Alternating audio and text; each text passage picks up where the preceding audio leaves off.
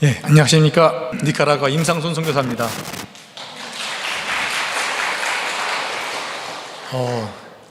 2년 만에 찾아뵀더니 너무나 익숙한 분들도 많이 계시고 또 처음 보는 분도 많이 계시네요. 너무 긍정적인 분위기죠. 네, 처음 오신 분이 많다는 건, 또 저를 낯설게 여기신 분이 많다는 건 너무 좋은 이야기인 것 같습니다. 니카라과를 간략하게 좀 소개해드리면, 잘 모르시죠? 혹시 아시나요? 니카라과? 예, 어디 있냐부터 시작해서 여러 궁금증들이 많이 계시더라고요. 어떤 분들은 뭐 아프리카냐 뭐 얘기하시는데, 중미에 위치해 있는 나라이고요. 중미에서는 가장 큰 나라입니다. 그런데 중미에서 또 가장 가난한 나라가 니카라과입니다. 위치는요, 멕시코 밑에 과테말라가 있고요, 과테말라 밑에 온두라스, 그리고 니카라과, 그리고 여러분 조금 유명한 코스타리카 바로 위에 위치해 있는 나라가 니카라과입니다. 인구는 680만 명 정도 되는데요, 땅 크기는 제법 커서 한반도 크기의 한 4분의 3 크기 정도 됩니다. 제법 큰 나라인데, 여전히 이제 뜨거운 날씨다 보니까 열대 정글이 존재하고 있어서 국토의 절반 정도만 개발해서 사용하고 있습니다. 사실은 굉장히 부국이었는데요, 72년도에 대지진이 수도를 완전히 주저앉혔습니다. 그 이후에는 너무 가난하게 되어서 심지어 그 가난을 극복하려고 열차의 선로를 다 뜯어다가 팔았어요. 그러다 보니 니카라과에는 기차가 없습니다. 그렇게 나라가 좀 힘든 지경까지 되었죠. 그래서 72년 이후에는 그 가난에서 벗어날 수 없어서 계속 허덕이고 있는 그런 나라입니다.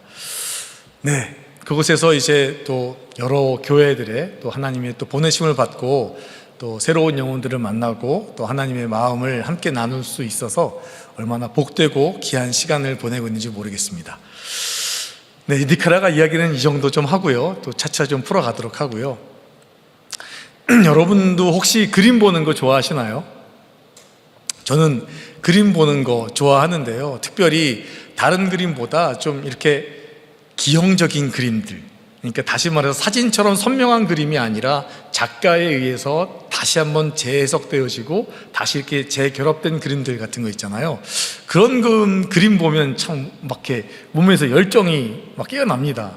아, 이건 왜 그렇게 그렸지? 막 이제 이렇게 한참 쳐다보다 보면, 아, 이건 이런 이유 때문에 이렇게 그런다 보다. 아, 이건 이 색깔은 이렇게 해서 썼나? 좀 그렇게 작가의 마음을 하나하나 헤아리고 읽어가는 것이 참 쏠쏠한 재미가 있었던 것 같습니다.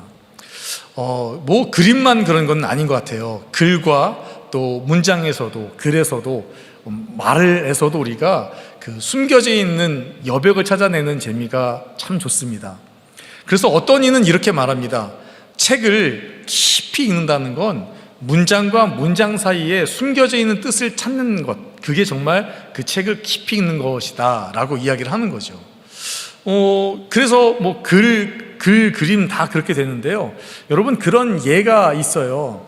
우리 뭐 말하다가 막 어떤 얘기 하다가, 와, 정말 말이 안 나오네, 막 이런 표현을 쓸 때가 있으시잖아요. 그렇죠? 여러분 그 말이 안 나온다는 게 갑자기 실어증이 생겼습니다 뭐 이런 건가요? 아니잖아요. 말이 안 나오네 이럴 때에는 그 뒤에, 와, 이거 너무 좋은데, 와, 이거 너무 내 마음에 드는데, 혹은 너무 내 상상을 뛰어넘는 초월적인 어떤 것 만나면 우리가 말이 안 나오네 이렇게 표현을 하지 않습니까?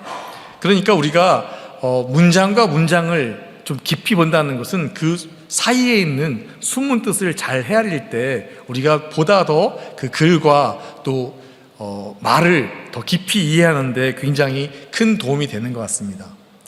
그래서일까요, 제가 선교사로 살다 보니 좀 여러 가지 궁금한 것들이 또 많이 생겨나기 시작했는데요, 각별히 어느 날부턴가 그런 생각을 하게 된 거예요. 아, 예수님 정말 참 좋으신 분인데, 아니 왜 그 좋은 하늘 보좌를 버리고 여기까지 오셨지, 여기까지.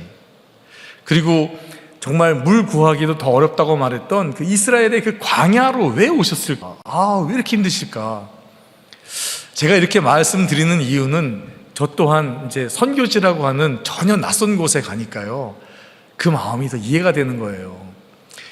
그냥 해외 갔다 오시는 분들 보면 물론 여행이랑은 좀 다릅니다만 우와 막 이렇게 됐었는데, 말이 다르고 문화가 다른 전혀 새로운 곳에서 그냥 내 몸 의지할 것 없이 살아간다는 게 얼마나 팍팍하고 힘겨운 일인지 아마 경험하신 분들이 좀 있으시죠? 예, 제가 보기에도 앞에 저에게 아침부터 친근하게 에스파뇰로 인사해 주셨던 분의 모습이 보이는데 아마도 그러셨을 것입니다. 그렇죠? 굉장히 팍팍하잖아요.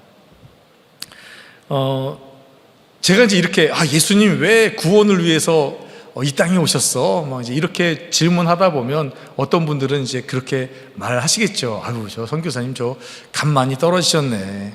그것도 모르나? 당연히 예수님께서 우리를 너무나 사랑하시니까, 여호와 하나님이 우리를 얼마나 사랑하시는데 그 당연한 얘기 아니야? 이렇게 말씀하십니다. 맞습니다.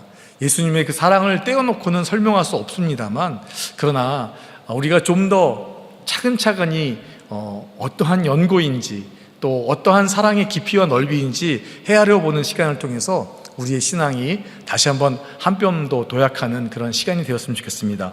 오늘 허락하신 본문을 따라 한번 그 마음을 나눠보기를 원하는데요. 먼저 빌립보서 2장 6절에서 8절까지의 말씀 함께 한 목소리로 읽어보도록 하겠습니다. 빌립보서 2장 6절에서 8절의 말씀입니다. 이제 함께 읽어보겠습니다. 시작. 그는 근본 하나님의 본체시나 하나님과 동등됨을 취할 것으로 여기지 아니하시고 오히려 자기를 비워 종의 형체를 가져 사람들과 같이 되셨고 사람의 모양으로 나타나셨음에 자기를 낮추시고 죽기까지 복종하셨으니 곧 십자가에서 죽으심이라. 아멘. 오늘 본문을요, 신학에서는 뭐라고 말하냐면 케노시스라고 하는 한 단어로 요약해서 말합니다.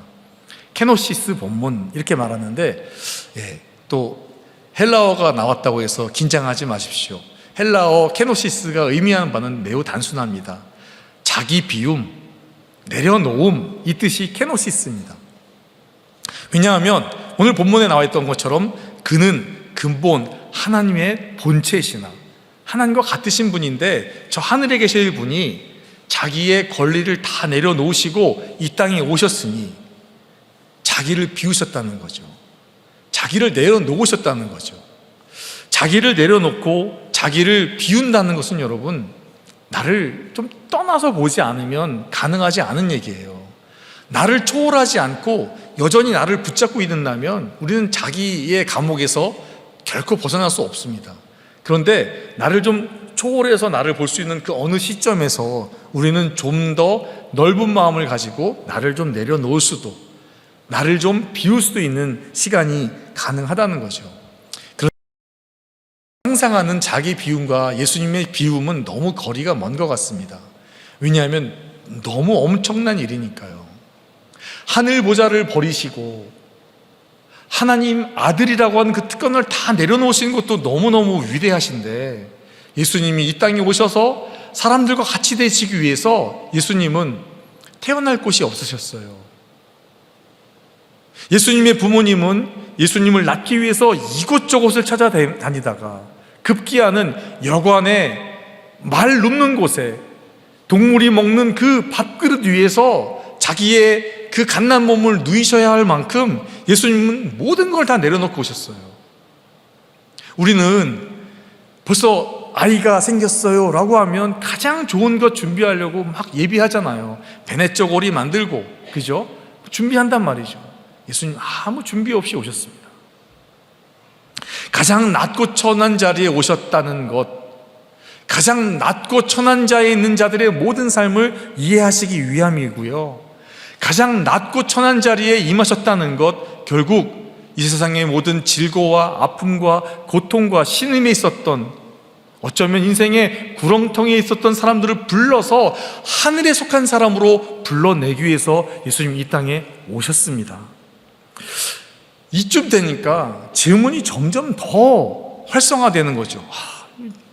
너무 힘든 길인데 왜 이렇게 힘든 길을 자기 비움으로 택하셨을까? 예수님의 그 전지전능함이라면 무엇이든 말만 하시면 될 텐데 아니, 생각으로도 그 모든 것을 이루어 가실 수 있을 텐데.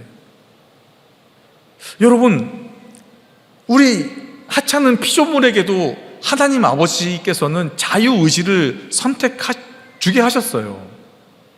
그래서 여러분, 날이 너무 좋으면 막 교회에 가려다가 발걸음이 막 안 가는 거죠. 좀 꽃이 피었는데 막. 자유의지가 있으니까요. 엄마 아버지가 아무리 좋은 이야기를 해도 내 마음을 다르게 움직여 나갈 수 있어요. 왜요? 자유의지가 있으니까요. 그런데 여러분, 피조물인 우리에게도 하나님의 말씀을 거역할 수 있는 자유의지를 주셨던 하나님께서 당신의 하나밖에 없는 독생자 예수 그리스도께는 로봇처럼 너 사명이야, 반드시 행해 라고 하셨을까요? 아니라는 거죠. 예수님께도 자유의지를 주셔서 예수님께도 사랑하는 그 아들에게도 동일한 마음으로 움직이기를 원하셨던 하나님은 기다리셨죠. 여러분, 그러면 예수님은 어떤 마음 때문에, 무슨 이유로 하늘 보좌를 버리시고 하나님의 뜻에 따라서 그렇게 움직이셨을까요?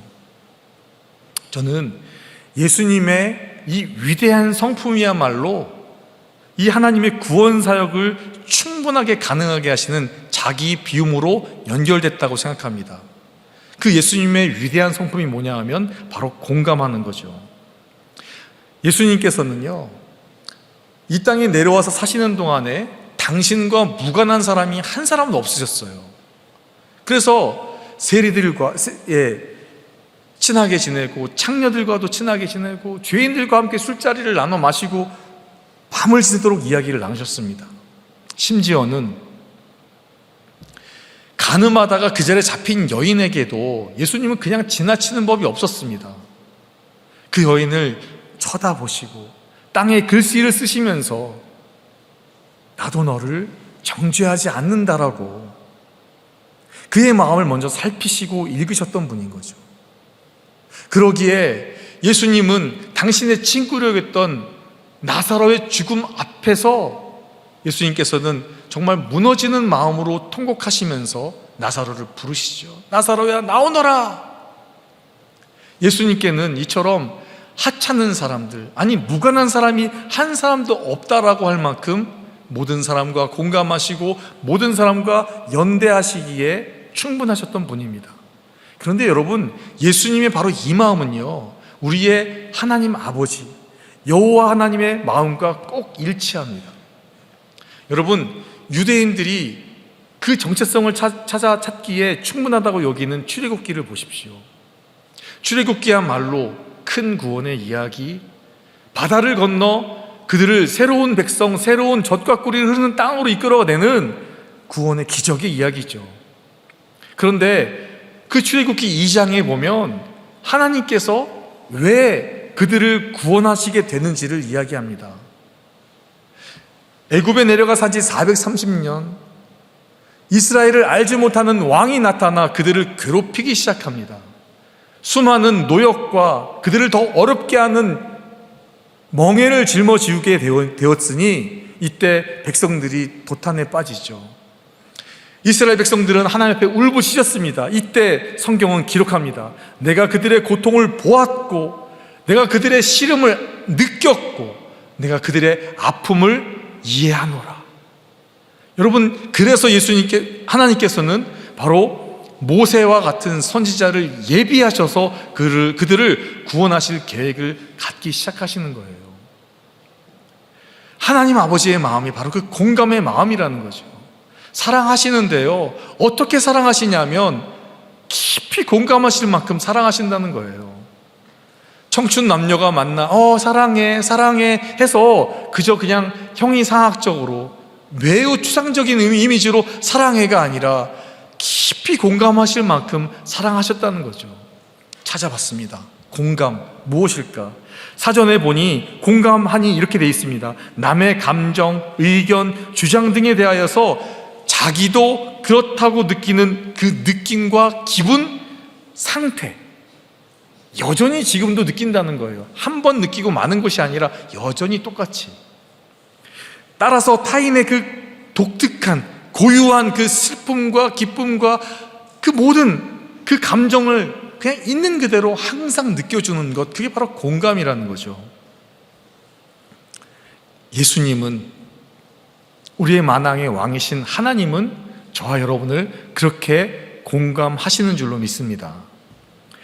여러분, 예수님이 이 땅에 내려오시면요, 마치 내가 잘 만들어 놓은 거 어디 내가 한번 내려가서 볼까? 라고 하는 감찰자의 눈으로 내려오시는 게 아니에요. 내가 잘 만들어 놓은 거 어떻게 잘 굴러가고 있나? 잘 되고 있나? 한번 볼까? 내려오시는 게 아니죠. 그분은요, 자신의 특권, 자신의 신적인 권위 다 내려놓으시고요, 자기가 만든 피조물과 똑같은 모습으로 이 땅에 오셔서 인간이 인생에 살며 겪게 되어지는 모든 희노애락과 모든 생로병사를 다 몸으로 체울하셨던 거예요. 다 경험하신 겁니다. 그래서 인간이 느낄 수 있는 그 아픔의 깊이와 그 아픔의 그 상함이 얼마나 애절한지를 알고 계시고요, 인간이 느끼는 고통 중에 가장 큰 고통이 단절이라죠. 단절. 환자가 되어지면 세상과 단절되어지고요, 환자가 되어지면 사랑하는 이들과 단절되어집니다. 뿐만 아니라 여러분, 먼저 자녀를 떠나보낸 분들이 뭐라 말합니까? 내 마음에 자녀를 묻었다라고 이야기하죠. 그 단절의 고통을 잊을 수 없기 때문에 얘기하는 거예요. 여러분,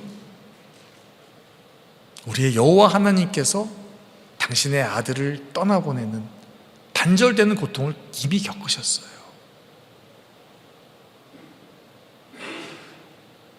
우리의 그리스도이신 예수께서 하나님 아버지와 단절되는 고통을 이미 겪고 이 땅에 오셨어요. 사랑하는 이들과 결별되어야 되는 그 아픔이 얼마나 큰지를 예수님이 알고 계십니다. 상실한 그 마음의 상한 심령이 얼마나 아픈지, 단절의 그 당황스러움과 당혹스러움이 얼마나 큰지를 이미 알고 계십니다. 그래서 사랑의 더 구체적인 표현인 공감이야말로 하나님의 구원의 시작인 거죠. 그래서 공감이야말로 선교의 시작인 것입니다.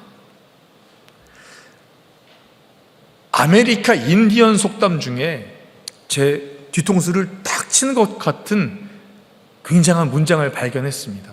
이렇게 이야기합니다. 다른 사람의 신발을 신고 하루 종일 걸어보기 전에는 그 사람에 대해서 판단하지 말라.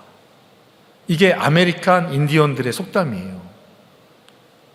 누군가에 대해서 이야기하려면 그 사람과 같은 처지가 돼보란 얘기죠.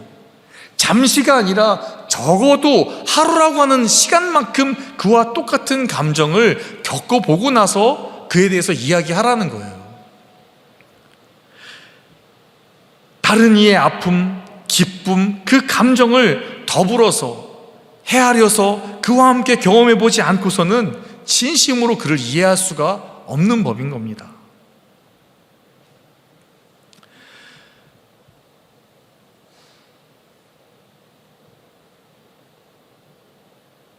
사역을 하다 보면 많은 분들이 많은 이야기를 하세요. 오늘 주보에도 보니까 목사님께서 일면에, 제가 기억하기로는 일면에 원래 예배 순서가 들어가 있는 거 맞죠, 여러분? 근데 오늘 일면에 보니까 여러분 뭐가 들어가 있죠? 예. 관심 있게 좀 봐주십시오. 오늘 일면에 보니까 교회 학교 사역이 쫙 들어있어요. 물론 많은 분들이 교회 학교의 사역을 내 식구, 아니 내 교회의 사역이만큼 많은 사랑을 보내주시죠. 관심 보내주시죠. 동참해 주시죠. 그런데 사실 그렇게 많이 공감하지는 못하시는 것 같아요. 그래서 예를 들어서 성경학교의 어떤 프로그램과 어른들의 동선이 이렇게 겹치면 좀 저쪽으로 좀 비키라 그러세요. 여기 먼저 이렇게 하셔야지. 곳곳마다 이렇게 언쟁이 붙는 모습도 많이 봤던 것 같아요. 여러분, 공감이라는 게 바로 그런 거죠. 깊이 공감하고 느껴주는 것. 어디 한국에서만 그럴까요? 니카라과에 가서 사역하다 보니 마찬가지인 것 같습니다. 많은 사역들이 일어나고 있는데 마치 전투적으로 사역하는 것 같아요. 한국에서는 오시기 매우 어렵지만 미국에서는 그래도 제법 좀 가까운 곳에 있다 보니까 여름방학, 겨울방학만 되면 미국에서 많은 선교팀들이 내려오곤 합니다. 그런데 그 내려오시는 선교팀들이 은혜롭게 잘 하실 때도 있지만 어떨 때는 호텔 숙소 하나 놔두고 서로 막 이렇게 분쟁이 생기기도 하고요. 어떨 때는 차량 하나 때문에도 막 분쟁이 생겨요. 워낙 어렵고 가난하고 뭐가 없는 땅이어서 더 그렇겠지만 차량 배차하는 것 때문에 저 사람이 잘하는데 저 차가 좋은데 왜 우리한테 배차를 하지 않은 거야? 막 이러면서 분쟁이 생기는 거죠. 서로의 상황들을 조금 더 고려하고 이해하면 충분히 될 법한 이야기인데 그렇지 않을 때가 있다라는 거죠. 사실 공감하지 못하는 건 제가 최고였던 것 같습니다. 낯선 곳에서 새로운 언어를 익히고 공부한다는 게 참 어렵습니다. 저도 언어를 익히는데 굉장히 많이 스트레스 받아서 선교사로 나가고 한 3년 동안은 여기 뒤에 이렇게 원형 탈모 생겨갖고 막 그랬거든요. 근데 더 있던 거는 저의 무지함인 것 같아요. 저희 큰 녀석이 이제 6학년 때 다니다가 졸업식을 못하고 저랑 같이 선교를 나갔는데 학교에 집어넣었더니 갑자기 한국어로 공부하다가 어느 날 갑자기 비행기 타고 뿅 가갖고 갑자기 이제 스페인어와 영어를 써야만 하는 거죠. 잘 있을 줄 알았는데 계속 문자가 오는 거예요. 학교에서 의무실에 아들이 왔다, 배가 아프다고 해서 소화제를 먹고 갔다. 그렇구나. 다음날 됐는데 또 의무실에서 문자가 왔어요. 또 왔다 갔다. 머리가 아프다고 해서 두통약을 먹고 갔다. 아이에게 이제 이해를 못하고 얘기한 거죠. 좀 요한아 좀 참아봐. 미리 화장실도 좀 가고 아빠가 타이레놀 줄 테니까 뭐 좀 아프면 미리 먹고 좀 이렇게 견뎌봐. 왜 그래? 어느 날 양호 선생님이 이제 저희 부부를 불렀어요. 아이 때문에 이야기를 해야겠다. 들었더니 아이가 와서 자꾸 숨이 안 쉬어진다는 거예요. 그래서 그 양호 선생님이 혹시 심장 초음파나 이런 것도 한번 좀 찍어보면 좋겠다. 제가 그렇게 무지했습니다. 1년이 지나고 2년이 지난 어느 날에야 아이가 공황장애가 왔었던 거구나. 갑자기 부모 따라서 선교지에 가다 보니 아빠는 준비됐는지 모르겠는데 아이는 준비가 안 됐는데 이런 거구나. 그때부터 선교지에 오는 새로운 선교사님들의 자녀를 보면 저 또한 이제 깊이 공감하기 시작합니다. 아이 좀 많이 놀려주세요. 잘했다 칭찬해 주세요. 여러분, 그런 거죠. 우리는 지나고 난 다음에야 비로소 공감할 수 있는 마음들이 조금씩 생기는 것 같습니다.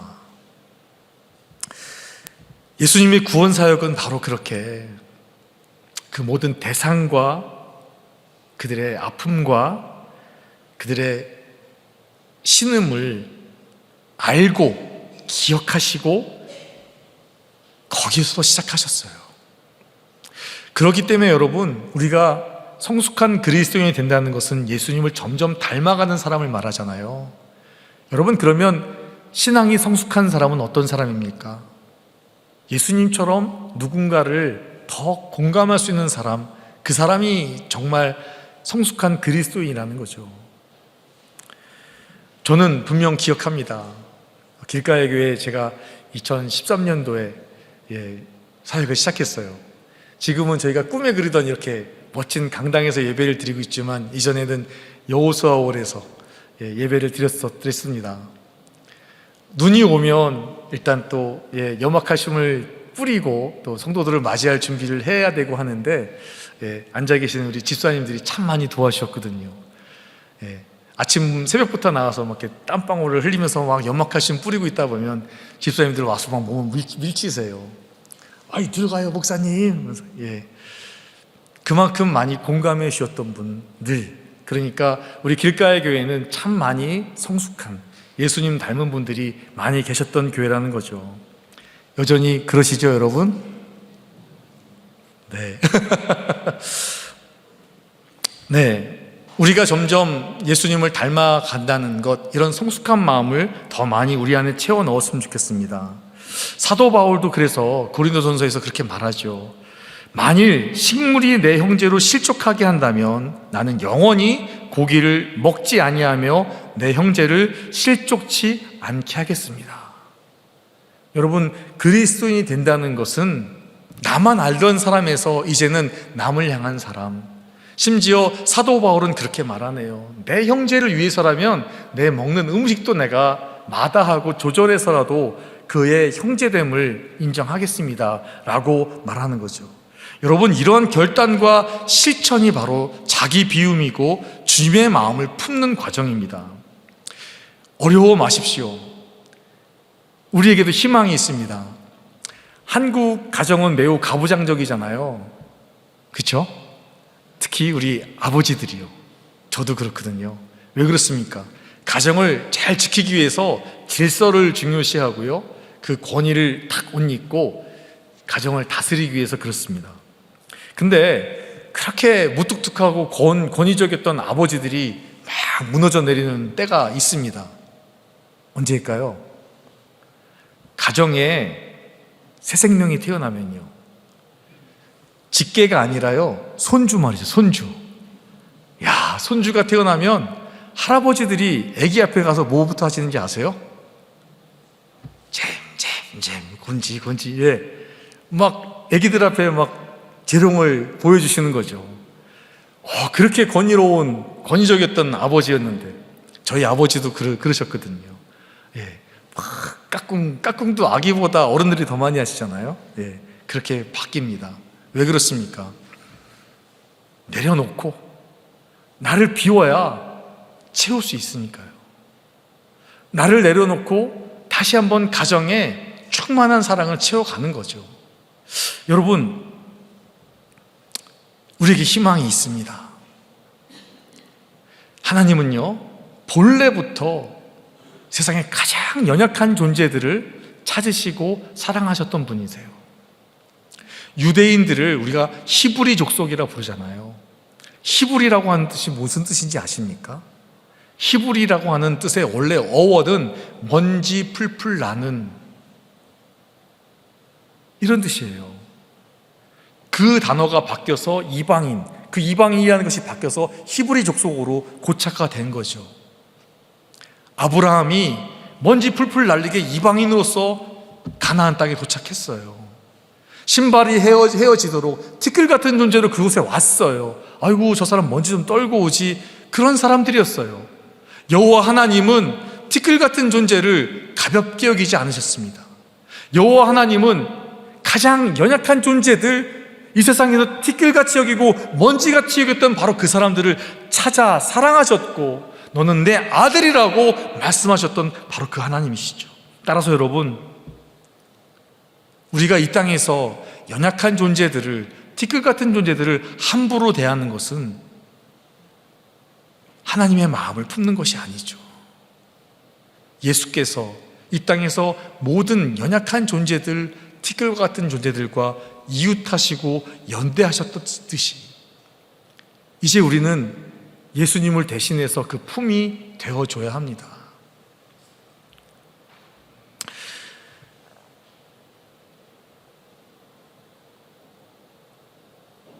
예수의 이 자기 비움이 어떻게 가능했을까를 골똘히 생각하다가 오늘 본문 첫째 줄의 말씀, 5절의 말씀을 만났습니다.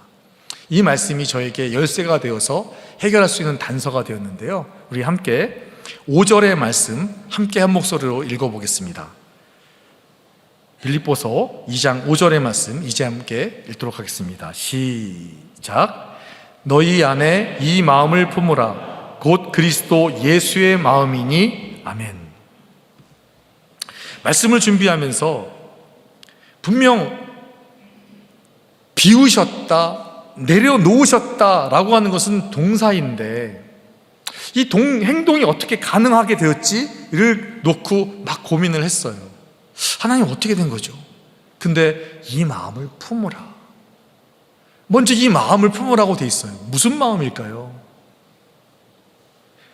오늘 말씀이야말로 행간에 주목해야 되는데요, 말씀과 말씀 그 사이에 마음을 품으라, 자기를 비워라, 바로 예수께서 그러셨던 것처럼 하나님 아버지의 원래 그 본래의 인품이셨던 것처럼 공감하라고 말씀하시는 거죠. 너희가 공감하여라. 이 땅의 모든 티끌들에 대해서 공감하고, 이 땅의 모든 먼지들과 같은 존재들에게 공감하고, 이 땅의 모든 아픔과 고통 속에 있는 이들에게 공감하거라 말씀하시는 거죠. 예수님의 비움은 바로 이 공감을 통해서, 물론 사랑이라고 하는 넓은 하나님의 그 신적인 속성 안에 들어가 있습니다만, 구체적으로는 공감이라는 에너지를 통해서, 공감이라고 하는 주님의 마음을 통해서 현실적으로 이루어졌습니다. 그래서 여러분, 예수님은 마지막 십자가에서까지 말씀하셨어요. 아버지여, 저들을 용서하여 주옵소서. 저들은 저들이 하는 짓을 알지 못합니다. 그런데 여러분, 성경의 첫 순교자였던 스데반 집사의 기도문이 똑같이 일치하잖아요. 아버지여, 저들을 용서하옵소서. 저들은 저들이 하는 짓을 알지 못하나이다.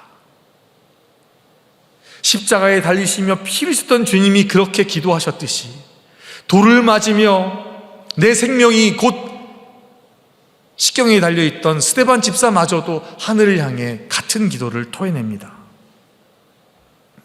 십자가의 신비이며 주님의 은혜에 참 놀라운 신비인 겁니다. 죄로 가득하여서 하나님과 멀어졌을 뿐 아니라 자기 자신만 채워가려고 했던 그 간악한 마음에서 십자가를 만났던 사람들은 이렇게 변화된 겁니다. 죄로 물든 사람들은 본래 이기적입니다. 나만 찾고 나만 잘 되면 내 세상을 꿈꾸는 거죠. 그런데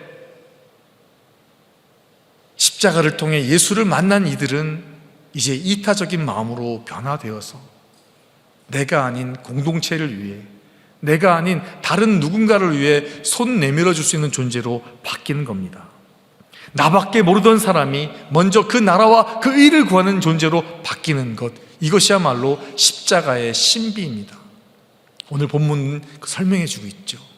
자기를 비우고 오셔서 십자가를 택하셨더니 모든 육체가 꿇어 엎드렸다. 여러분, 믿음이 깊어진다는 것은 하나님 마음에 더 깊이 하나 되는 것을 말합니다.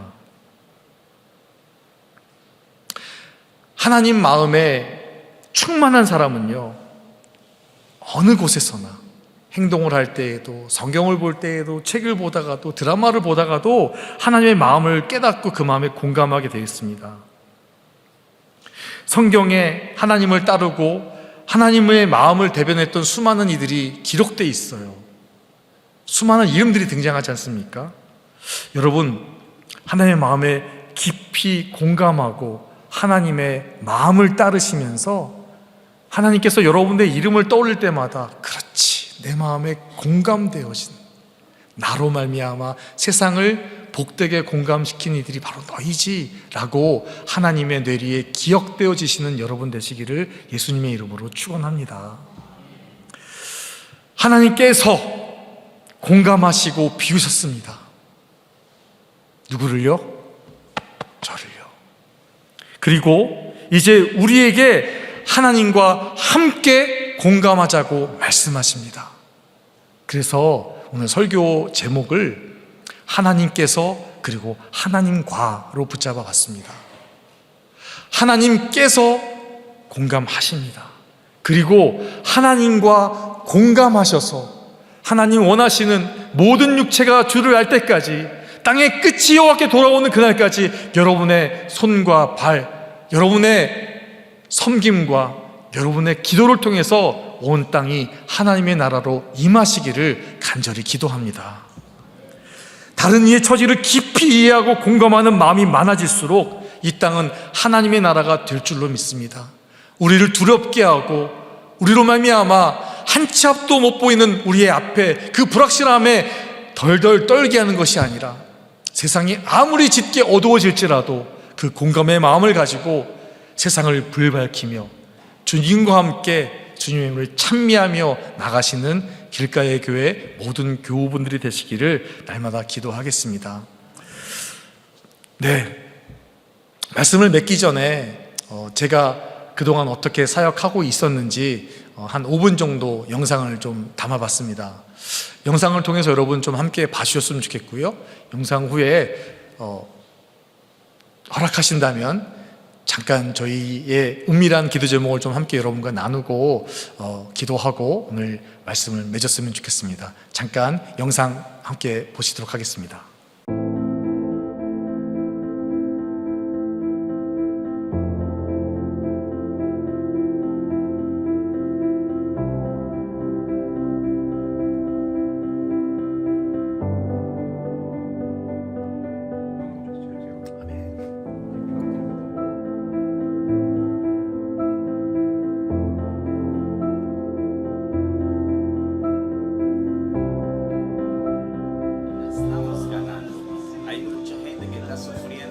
Pero también hay un pueblo que está de rodillas clamando al Señor.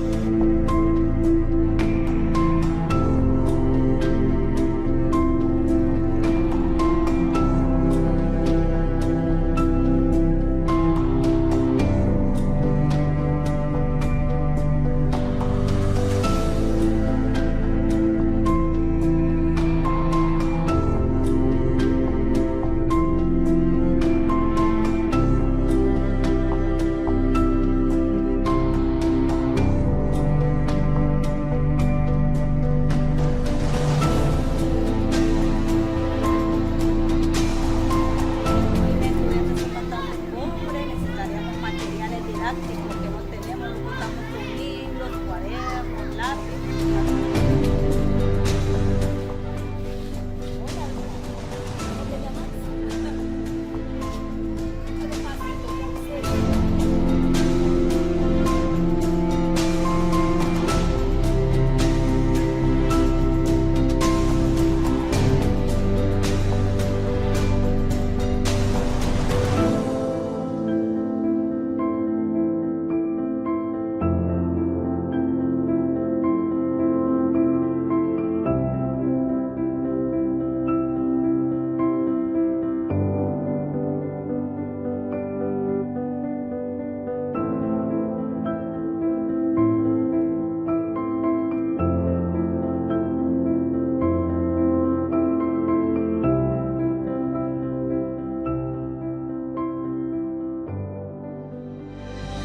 아버지 당신의 마음이 있는 곳에 나의 마음이 있기를 원해요.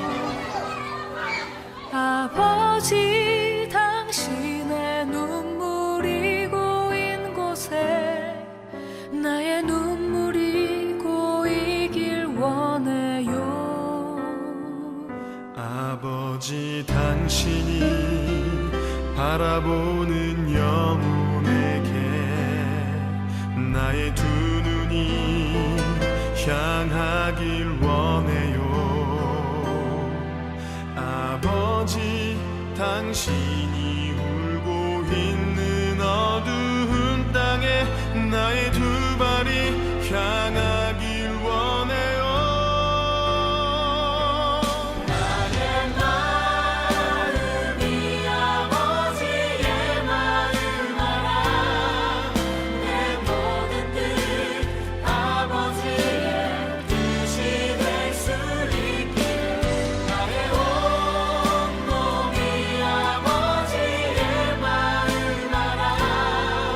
내 모든 삶